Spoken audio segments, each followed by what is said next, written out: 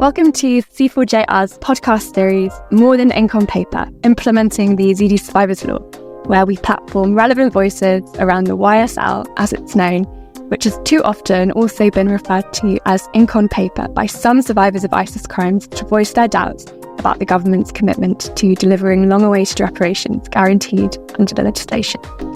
We'll be speaking to those working to ensure that this is not the case and take a sweeping look at issues of transitional justice and accountability in Iraq through the process of seeking to implement the law. And today, we are delighted to be joined by Sherizaan Minwalla, a human rights lawyer based in the Kurdistan Region of Iraq and founder of Taboo LLC, a human rights and justice consulting practice. Sherizaan has represented refugees, asylum seekers, and immigrant survivors of gender-based violence to achieve legal protection in America, and for over a decade has addressed women's rights and the rule of law in Iraq, including with IOM Iraq, to advocate that do no harm and survivor-centred principles and practices were applied to the Yazidi Survivors Law and in developments since 2021. Sherizaan has also co-authored fantastic research on how survivors of ISIS conflict and sexual violence specifically have perceived journalistic practices, as media have reported on atrocities they suffered in captivity. And Sherizaan has also conducted training on such ethical engagement for C4JR members too. So Sherizaan, thank you for joining us. You're a qualified US lawyer with more than 10 years of living and working in Iraq. Can you tell us more about how it came to be that Iraq became your home? Yes, and thank you so much for having me. So I first came to Iraq back in 2005. I was practicing immigration law in Chicago, and I was representing survivors of domestic violence and sexual assault from countries all over the world. After the war started, my colleague came to Iraq and set up a program to address mental health issues for survivors of torture and family members who were affected by torture, which was widespread in Iraq. And so I was just very interested, of course, in the Middle East, but also in how communities responded to issues of violence against women and girls. I started traveling here, but then I moved here in 2007 as the country director for Heartland Alliance. So I was working for the National Immigrant Justice Center in Chicago, which was a program of Heartland Alliance. Once I came to Iraq, I spent the next 4 years running their human rights programs. And I started the legal protection program where we set up a framework for responding to and advocating for the rights of individuals in the criminal justice system and in the personal status courts for individuals who had faced gender-based violence specifically, as well as human trafficking. So that's how I started. And then I've left and come back with different organizations over the last few years. And here I am. You're really a pioneer, I think, through all of this different sort of experience and time period over Iraq in seeking to highlight and mitigate quite a lot of the harmful practices of journalists, but also others who have interviewed survivors and kind of, highlighting the false hopes and the expectations that may have been played upon in order to secure their testimony. And I thought it made sense to open our conversation with this because I really encourage listeners to go and seek out some of your work, and I'll link them in the show notes, because I wondered whether you might be able to reflect on some of these practices and the important lessons as we approach the 10th anniversary of the Yazidi genocide, and consider how things have changed or not in terms of journalistic reporting and what support is out there to empower survivors. Yes, absolutely. Thank you. I was thinking about this, and one of the things that really struck me when I first came here and started working on these issues was how much women and girls self-regulated in order to maintain their reputation and honor and live within the social codes of the culture. And some of the women and girls who I came across who were living in the shelters for protection, if someone was missing from their home for one night, this would raise all sorts of problems and potentially put them at risk of being killed for losing their honor. So this was the culture and the context in which the ISIS attacks and genocide against the Yazidi community happened. So I distinctly remember the first time I saw a Yazidi woman on TV in the early days in August 2014, talking about escaping from ISIS and then escaping to the Kurdistan region, and talking about how she had not faced sexual violence, but she was aware of other girls who had. And the first thing that I thought was, how is she going to be okay? Because I know the culture, and I know that this can really be a problem for people in terms of stigma and shame and all of these issues that already existed in the culture. So soon after, a number of people who were taken captive started to escape. That was especially in 2014 and 2015. And many of them fled and came to the Kurdistan region, and then many of them went into the camps. So there were many camps, there still are many camps, where Yazidis who are displaced are living. And then I just started to notice that all of these journalists were coming and going to the camps, and I started seeing the articles and the interviews that were published specifically focusing on the topic of sexual violence. I just knew that there were so many issues with what was happening. So, for example, if you continue to interview someone over and over again, that this can be very traumatic. If you expose someone's identity, that this could create problems for them in the community in terms of reintegrating. There was that point where the Yazidi spiritual committee and the community welcomed the women and girls back, and it was unprecedented, and it was a really remarkable step. And it gave the families permission to take the women back, and it gave the women and girls the green light to escape and come back and know that they would be accepted. It didn't mean that these issues didn't exist, that even though they said they were accepted back with their honor intact, that, it is not stigmatized, even though, and so in that context, the journalists kept going to the camps, interviewing survivors, putting these really graphic stories into the press and online. And I just became, and I was having very interesting conversations with journalists about, how this was problematic for the well-being of the survivors themselves, and then for the community at large. And so I understood why the Yazidi community wanted these atrocities to be told. I mean, it's very important that the stories are told, but it was the way that the stories were being gathered and reported that just seemed so concerning. So that's when I decided in 2016 to partner up with a good friend of mine and sociologist, Dr. Johanna Foster, who teaches at Monmouth University. And we just decided to do the research, but we decided, okay, let's look at what the women think, women and survivors. And so we designed the research and carried it out. And that's what led to the Voices of Yazidi Women paper. Thank you. And I'll link that to listeners who might want to look it up, because I've already told you that it was one of the first things I read before first visiting IDP camps in 2021. And it was incredibly necessary. And yeah, of course, these issues are not only found in the media, and I think that's something we could go on to discuss, but particularly the findings and the suggestions that you both put together in the research, incredibly useful in it, and it needs to be told. So yeah, I will link that to those who are keen to read more. I wondered also whether you might be able to talk a little bit about the other sort of amazing research that's kind of come out of these issues, such as the Murad Code and the work of Dart Center, and these are all incredibly useful kind of links, I suppose, for people who might be interested to learn more. And actually, they're not yes, obviously there is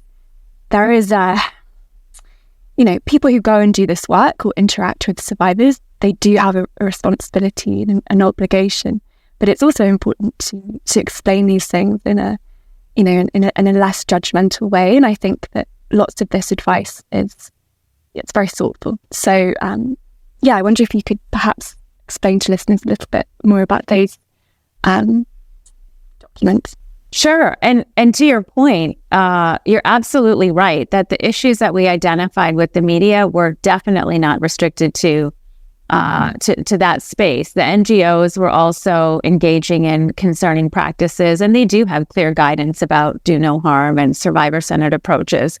and then also investigative bodies. So really across the spectrum, these survivors were being put on the spot to go into extensive detail about what happened to them and putting them at risk of being re-traumatized. And so I think because the focus was, so extreme and the treatment of the survivors quite egregious, I think that is what really led to the development. And not just the Yazidi context. We've seen this in Myanmar as well. Disproportionate focus on sexual violence. But we've seen the development of very useful codes and guidelines. So the Murad Code, named after the survivor Nobel Prize winner Nadia Murad, is a global code of conduct that applies to anyone who is documenting conflict-related sexual violence, and really goes into, sort of the whole spectrum of what you should be thinking about, how you should be planning for this, informed consent, like all of these components. It is, like I said, it applies to many different actors. The EU DART Center guidelines were developed by and for journalists and documentary filmmakers. And so it's really focused on the media, but I think it's presented in such a plain, clear, easy to read way that it's useful for anyone who is engaging in this work. And I would strongly encourage people to check those out. And all of these have been translated into different languages as well, including Ukrainian, given the current conflict. So, and then there are others. The UN has developed guidelines. Rutgers University published the book Silence and Omissions that provides very extensive guidance. So the guidelines are there. The information is there. The question is, are people going to use it? Exactly. Which leads quite nicely onto another question I wanted to ask you, which is sort of tying your work with C4JR a little bit. For listeners who might not know so much about the Coalition for Just Reparations, we have many different working groups. So one of them in particular is the Ethical Engagement working group. And Sherizaan has been delivering training to members of this group, and I think is in the process of actually providing really useful support and advice. And I hope you can speak a bit more about it, but just to kind of place in context, the idea is that by, training and providing survivors and their communities with this advice and guidance and knowledge, you're empowering the very people who need to know what's acceptable and what's not. Because, of course, as you were saying before, with journalists going into camps, I've kind of faced this myself from the other side. You want to tell people's stories because that's, you think, that it might change something, or, it's important to get that out there. But of course, on the other side, survivors feel pressure to share very personal, intrusive things because they think it might help them. And actually, it's very important to set out from the offset that is not a deal. That is not guaranteed, and it's actually a pretty dangerous assumption to make. And so I think it's what you're doing with survivors is really incredible and important because they need to know that too. So there were, so in the research, we interviewed 26 women. We never asked anyone if they were survivors, but it was clear from the way that they responded that half of the sample were survivors. And the research led to 5 key findings. So the first one is that the women said that they felt pressure to talk to journalists. And this is really important because they felt pressure from the community, in some cases from their relatives, from managers in the camps, and also by the journalists themselves. So, for example, one survivor said, I said no at the beginning, but they said this is for your own benefit and one day you will benefit. And this is the only reason I talked to them. Another finding is that women suffered intense emotional pain when they talked about their traumatic experiences. They did report breaking down crying, fainting, insomnia after these interviews. Not across the board, but these were some pretty intense experiences for them. And it would make them tired. And they also talked about flashbacks. So one woman said, each time we tell them our stories, we go back to them like a flashback, meaning they're with ISIS again in their minds. The third one was that journalists undermined the personal safety of survivors and their relatives. 90% of the survivors said it was harmful to disclose their names and their faces or other identifying information I found that to be remarkable, because if you just type in Yazidi women, you will see tons of articles and interviews with their identities exposed. And they were also worried that ISIS would retaliate against relatives in captivity. And one of the women we interviewed said ISIS actually did beat her and family members after her relative escaped and went on TV. One of my favorite quotes that I think is so telling is that a woman said, even with my face covered, I did not feel safe. They know everything about me. They can know me from my eyes. Even I know them when they are covered. So people need to really remember that putting a scarf partially covering someone's face doesn't necessarily afford anonymity. Then the fourth one was that women reported that despite the pain that they felt, it was worthwhile to engage with the media. 31% of the women reported positive feelings after these interviews, which I think really emphasizes the point that these stories are important to tell, and when they're done well, they can leave everyone feeling okay, feeling empowered, like I'm trying to help my community and I'm being given the opportunity to tell my story, but I'm doing it in a way that's dignified, where I have some control in the situation. So when someone is empathetic and listens to them, it can really kind of help someone feel relieved. And then the fifth finding was that, even though the women suffered and struggled in the telling and retelling of their stories, they felt frustrated and angry and betrayed, because they felt like all of this extensive media attention didn't really lead to the kind of results that they were hoping for, specifically the return of their relatives in captivity, return to Sinjar with protection and safety and justice. If you look at the situation even today, many people living in camps, it's not a great situation. And so you can see where they feel like maybe it really wasn't worth it. Thank you so much for running through that.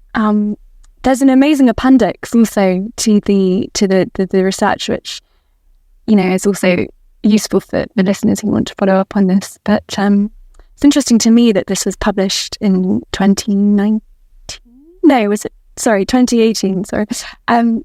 That's a while ago, 6 years.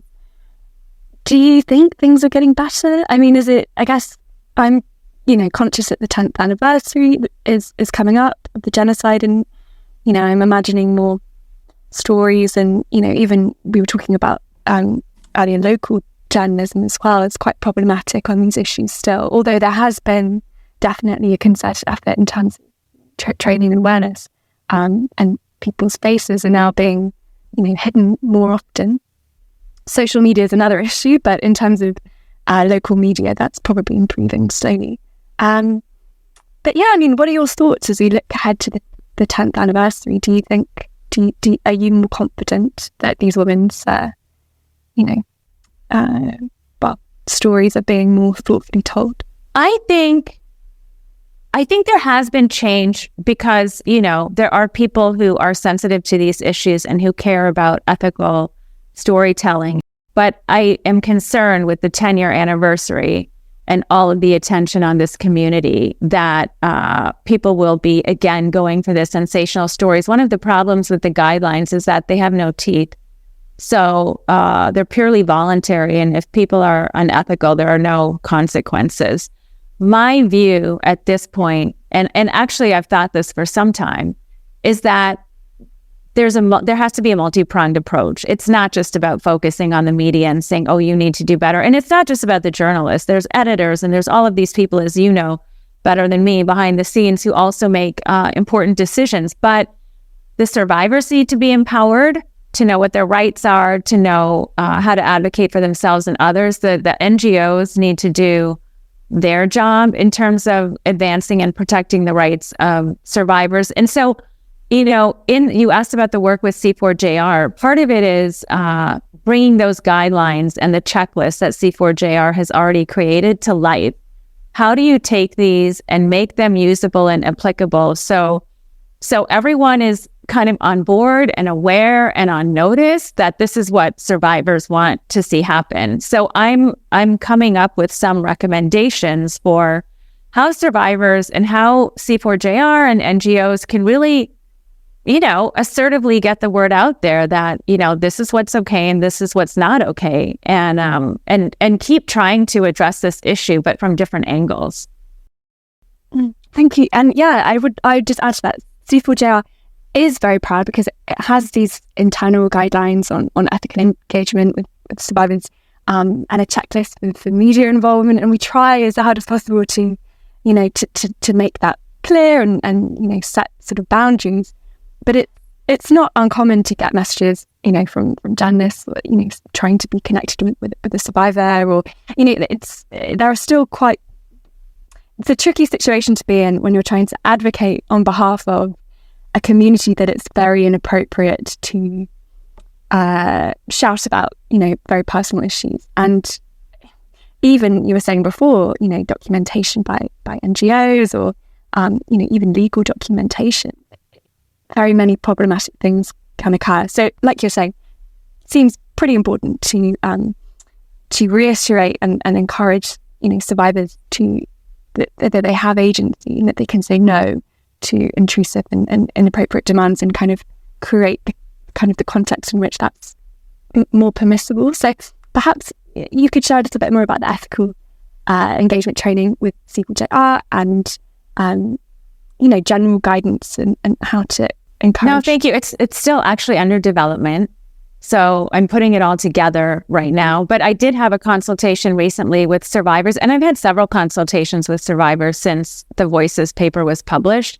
And I'm always hearing the same thing about their frustration with the way that they're treated at conferences, at commemorative events. The way you see survivors when they come back from captivity and the cameras on them and they have no opportunity to consent or understand what's going on. It's very interesting because, again, I never say that these stories shouldn't be told. And I think sometimes people misunderstand me. I'm just saying they should be done ethically. So like you said, survivors have agency, they have autonomy, they should be empowered, but they need to have the information to help them decide what they want to do. And they need the space to decide what stories they want to tell, which might be different from what the media wants to tell. And I know the community wants the story to stay in the media. Of course, they don't want it to be forgotten. So how do you tell that story in a way that doesn't cause harm? I just think that's the key. And so part of what I'm trying to put together for C4JR is, okay, those requests come in. So how do you manage that? How do you sort of engage with the survivor community? Let them know it's totally voluntary, but if they're interested, then provide them with the support that they need to go out there and feel confident about what they're doing. Great. Well, that's really useful. Thank you. And we're grateful for that work.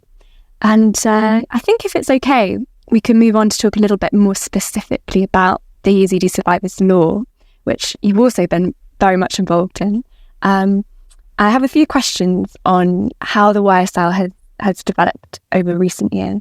And perhaps the one that's most actually relevant to this conversation is the survivor-centered aspect of the law. And just for listeners who may not be fully aware, the Yazidi Survivors Law is such a comprehensive piece of legislation because it goes beyond mere financial compensation to include land, housing, employment, education, memorization, genocide recognition, searching for the missing, and criminal justice. And bylaws even speak about updating school curricula to properly reflect ISIS atrocities. So it's far more of a transitional justice framework than just an administrative reparations program. But here's the thing. What about the process? Because in our experience, outreach, application, review of application, the process of the actual delivery of benefits is at least equally important as the outcome, such as the financial reparations themselves. So in other words, how can the process be made more survivor-centered, trauma-informed, and in line, with the tenets that guide ethical engagement with survivors? It's been really a great opportunity for me to work with IOM on this process for more than 2 years now. People often throw out that term survivor-centered. I don't think they always quite know how it applies in practice.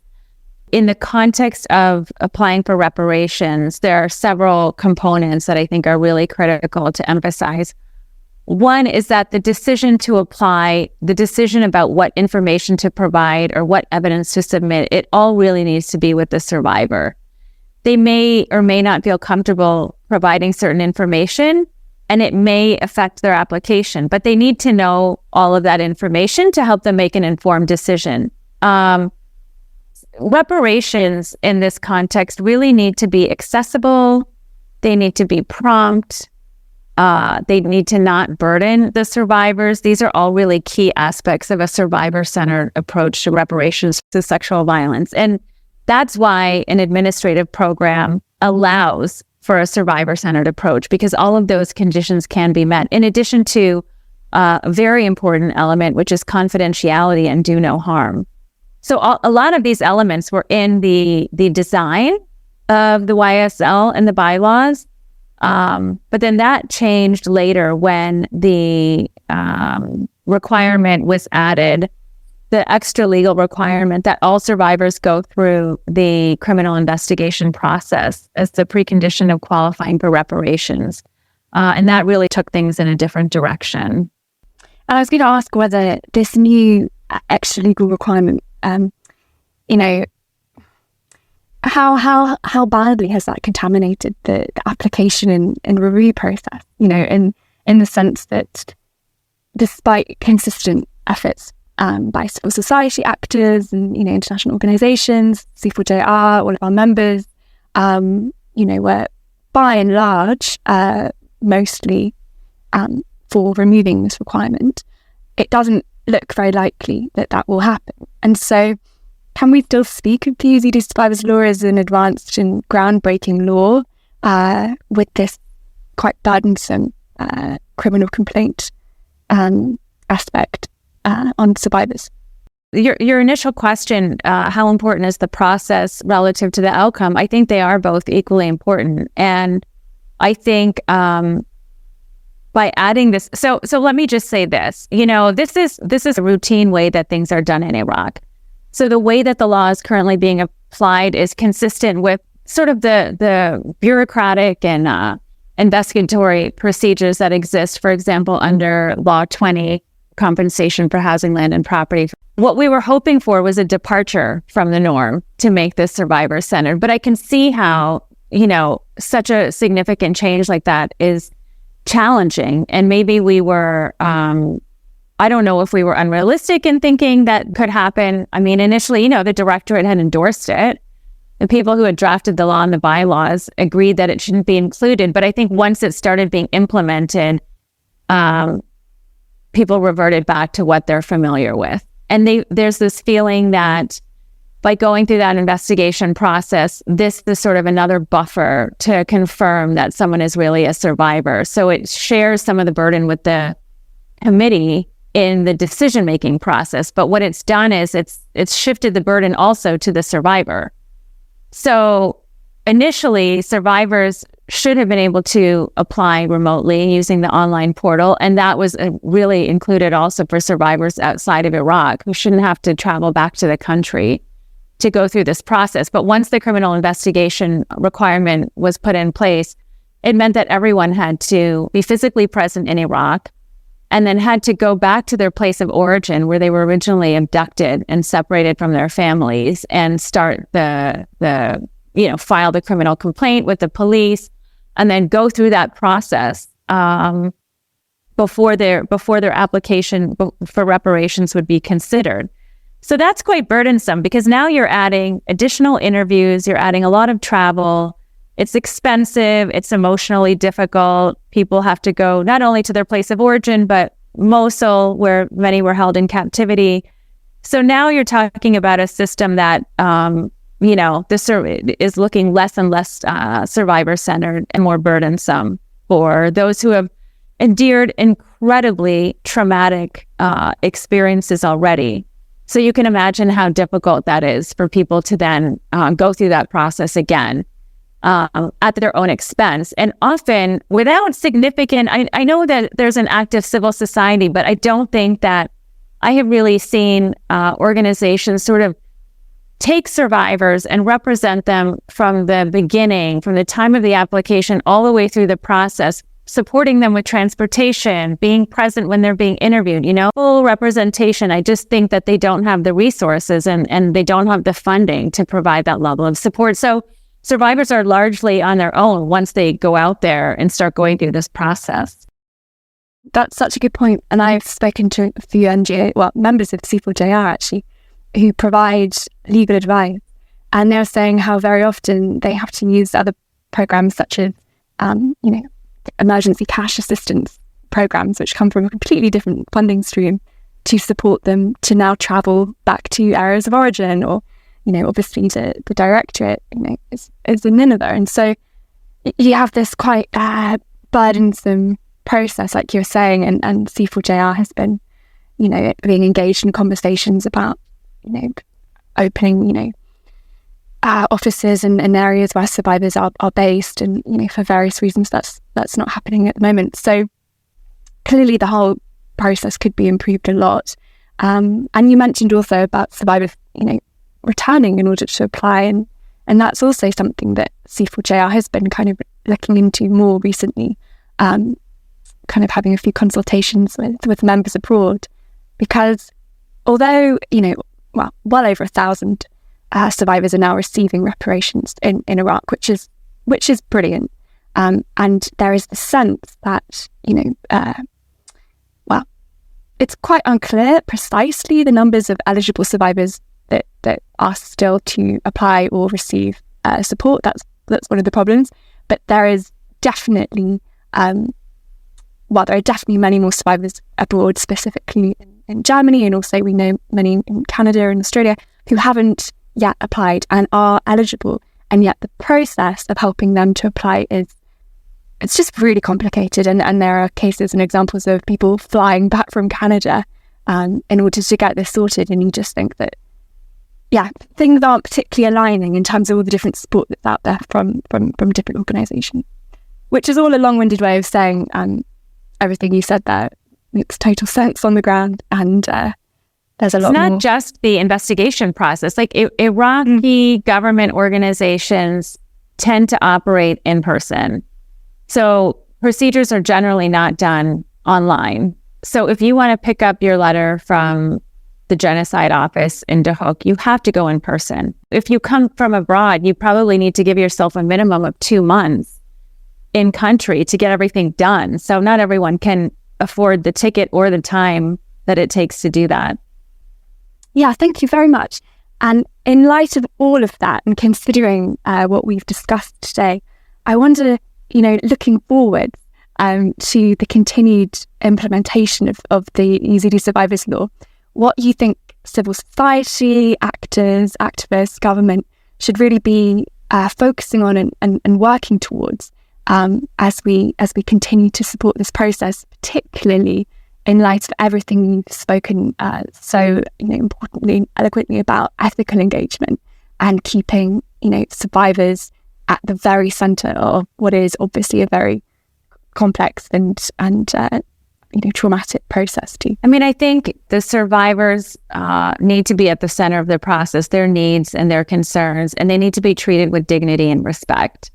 So I think, a lot has been accomplished. More than 1,600 applications have been approved. That's in less than 2 years. So that is no small feat. And those, just the salary payments alone are really transformative for people who don't have access to employment or livelihoods, may have lost out on their education and came back to broken families. Many women lost their husbands. So this is significant. And the goal, of course, is to ensure that everyone who qualifies has access to these benefits, because we know that they're so helpful. So I think, looking ahead, the process, I think that as the government and as civil society, as this law continues to be implemented, continue to try to improve the way that support is being provided to survivors. I think we need to really continue to keep this law and the reparations and transitional justice program top of the agenda, because we don't want to forget that these people are still struggling a lot and that this genocide is not over. And they really need the support. So civil society, I would start with the donors, perhaps. because I know there are other countries that are very invested in seeing this law successful. And I would really encourage donors to support the representation of survivors so that they have people advocating for their rights all the way through the process, including on appeal. So if your case is not approved, you can appeal to the committee, and then you can appeal to the court of first instance. You can't really go through that final step if you don't have a lawyer. But if you do have a lawyer at the beginning of the process, then I think the chance of you being successful increases exponentially. And then the same for survivors who are overseas. My main recommendation, of course, would be to remove the investigation requirements and not put the burden on the survivors to provide additional evidence, but to put the burden back on the government to set up clear screening procedures from a survivor-centered approach and a trauma-informed approach to view the evidence and often the extensive evidence. We haven't even mentioned how many testimonies have been already documented from survivors over the last 10 years. And then civil society to really, advocate for the resources that they need to make sure that the survivors are being supported throughout the entire process and covering a lot of these expenses. It's not cheap to travel from camps to Sinjar, back and forth on multiple times. This is very expensive for people who have no jobs. So I think civil society should continue to do outreach, raise awareness, identify those who have had difficulty applying and support them. And then to continue to support the government. If these investigation papers stay in place, and I think it's really important to make sure that the police and the investigative judges, everyone involved in engaging with survivors is trained on how to do proper interviews, provides private space, ensures that women are part of those interviews, particularly with women. So even if you don't have women working as investigative judges and police, you have women staff in these offices who could be present to help women feel more comfortable, making sure that these things are done according to best practices, but also within the directorate. So in the Survivors Directorate, they do help survivors to submit applications. It's really important that the people who are doing that are also trained and mentored on an ongoing basis, and that that these interviews and these cases are put together privately in confidential spaces, because confidentiality is built into the law. And it's really important for people to come forward and feel safe and feel comfortable and feel like their information is not going to be shared publicly without their permission. Thank you so much, Sherizaan, for your time and your expertise and your care and incredible knowledge on this subject. I hope listeners have taken something from this conversation. And like I said, I'll make sure to link everything that we mentioned. Thank you. Thank you very much. Thank you so much for having me.